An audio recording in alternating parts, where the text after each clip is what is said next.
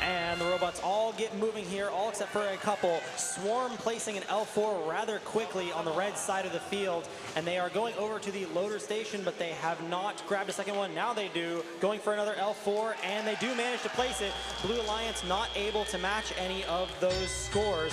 We come into the teleoperated period, and Pigmice gets moving rather quickly as they go to put a coral on the L4, but it unfortunately does not make it up to the top.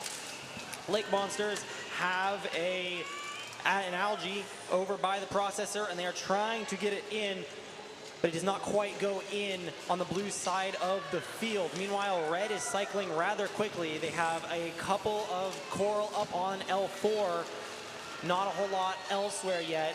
And Pandemonium seems to be lining up, but not moving a whole lot more than that. Let's see if they can get themselves situated there. Meanwhile, Swarm absolutely killing it on the red side of the field. They place another coral up on that L4, and the human player throwing up an algae into that barge.